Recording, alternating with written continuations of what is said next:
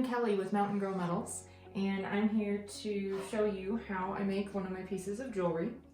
This is a stone called Astorite, and it is found in one place in the southwest corner of the state of Colorado. And I have been tasked with making a bunch of pieces to sell for a jewelry store in that town in Colorado. So what I'm going to make today is this piece right here. It's a picture of a mountain scene, and that mountain scene is drawn based on a picture looking over the town of Silverton, Colorado. This is the mountain scene that you see towards the southwest side of town, and that is what I based this design on. So the first step in creating a piece is to make a little bit of a frame to go on the back of the stone. This is not a real fancy process, so I just created that frame and didn't film it for you. But it just sits right there on the back so that the stone has something to sit on, and the bar across the top is going to have something to attach to, so it'll hold the stone tight when I'm done. The next step is I'm going to take this bar of silver and I am going to form that mountain design across the top of the stone. So we're just gonna start kind of bending, cutting, soldering, forming, whatever I need to do to make the shape, and then I'll kind of carve out with some of my hand tools to make it exactly peaks and valleys and everything that I want there.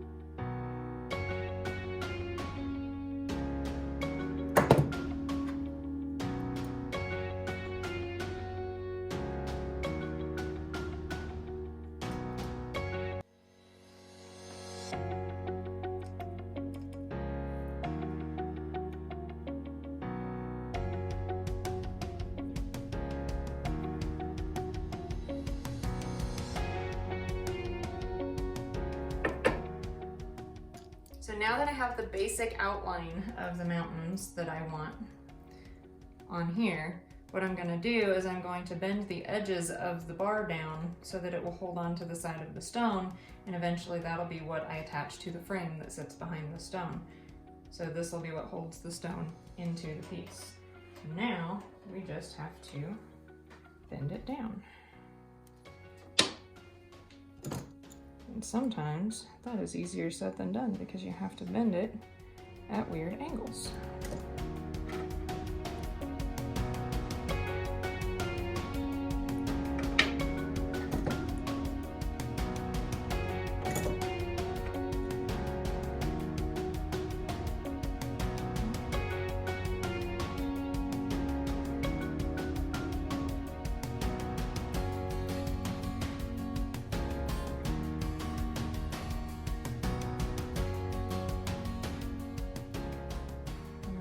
So it's kind of wrapped around the stone, so the stone kind of slides in and out. So now, where I used the saw to cut these areas to give them a sharper bend, I'm going to go ahead and flow a little bit of solder in there to fill in that gap so that it is solid and you won't see that cut.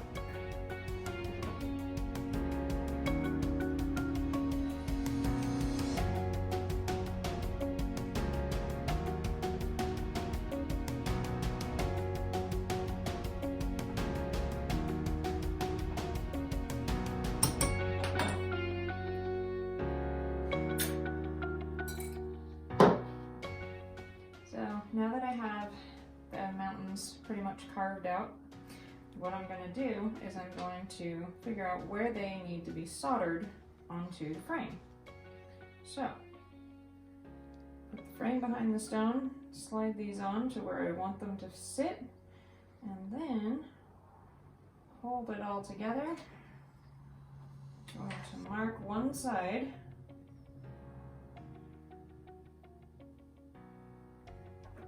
And then I will solder that side on, try to have it fairly straight, and I can adjust as necessary for the other side. cut a little bit more of this metal off so I'm not dealing with quite as long of a tail there.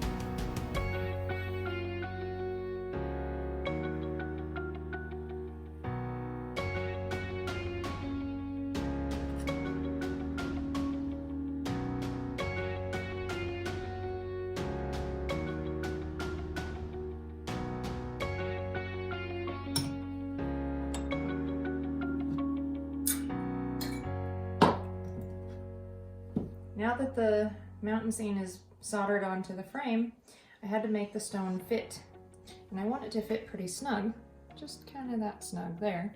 So what I did is here on the corners and along the back side, I kind of carved it out just a little bit. I kind of shaved down the rough spots. I made it to where it will kind of hug that stone really, really nicely.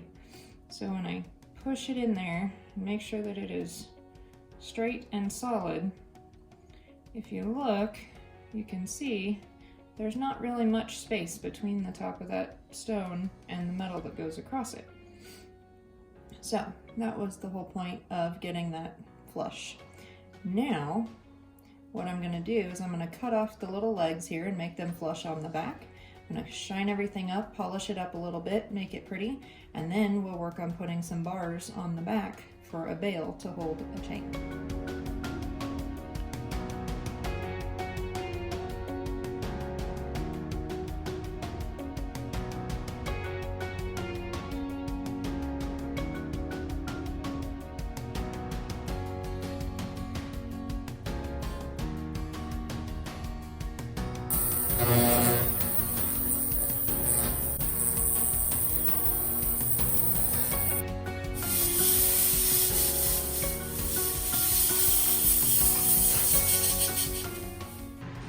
Now that I have the pre-polish done on the pendant, I am going to take this little piece of metal and we are going to make little bars to attach to the back so that you can slip a chain through and the chain will go behind the back of the pendant. It's called a hidden bail.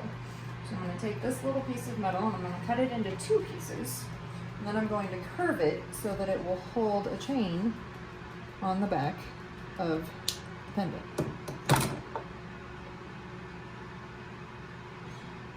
Didn't quite cut them even, so I'm going to trim that a little bit. So now I'm going to use my nifty bending pliers. I'm going to bend each of these. If I can get them in the pliers right. There we go.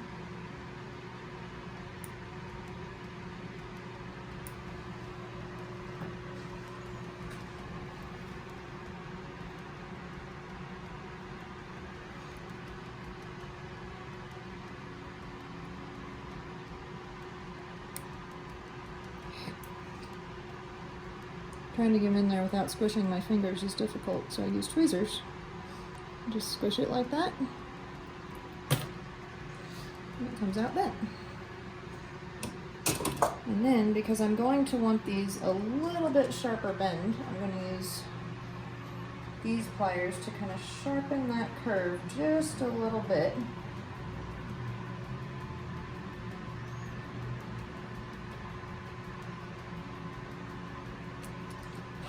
And then I'm going to just make sure that I curved them evenly. Line them up here, almost evenly.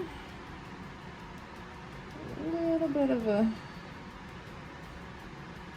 straight spot.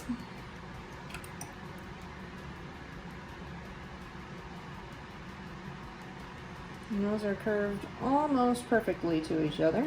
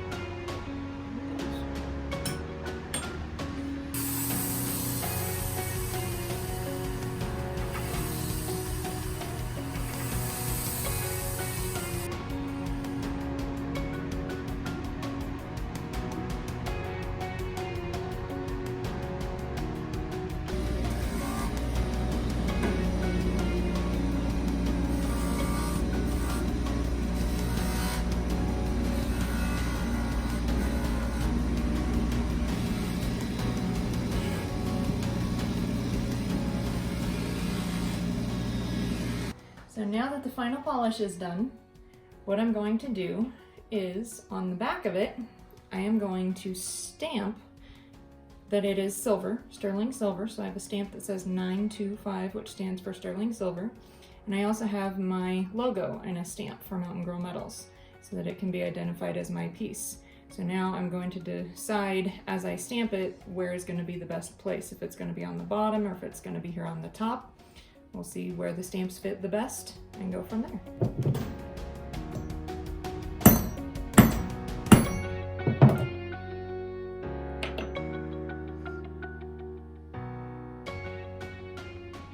So what I'm using here is 2-part jeweler's epoxy.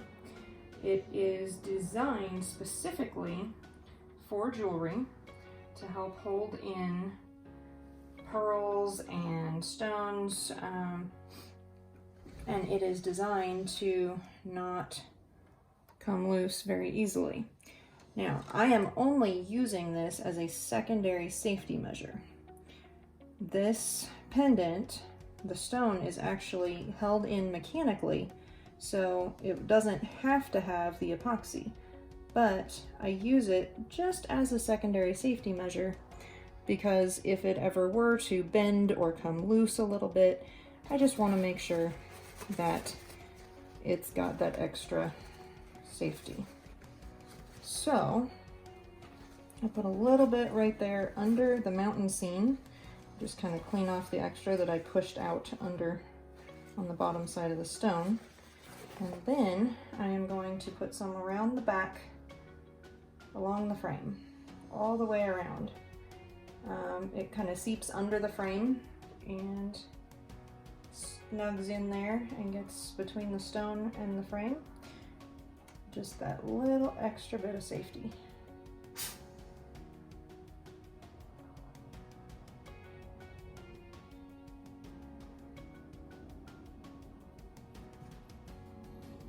Clean up the excess because I don't want a ton of epoxy on there. And I certainly don't want it squeezing out and getting all over everything, getting gross, and then it'll dry very quickly. So I don't want it to dry on the metal any more than necessary. I can clean it up a little bit later if I need to, but I try to get it all off at this point.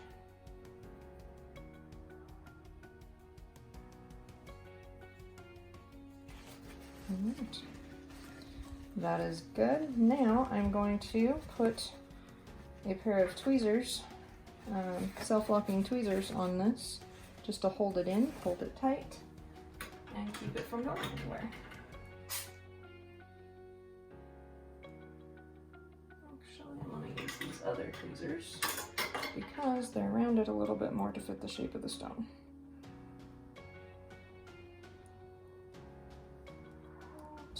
There, perfect. All right, and that'll sit for about 24 hours just to make sure that the epoxy is 100% dry and cured. Even though it says it cures in 5 minutes, I give it 24 hours just to make 100% sure. And then we'll put a nice coat of wax on it just to keep it from tarnishing. All right, so I added a little bit of epoxy to hold the stone, just a little bit around the edges on the back.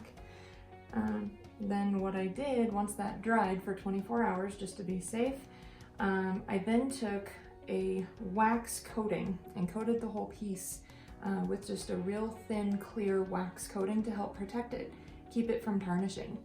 That kind of helps protect the silver from fingerprints and things like that, and from our skin oils. So it's all done and ready to go. There it is.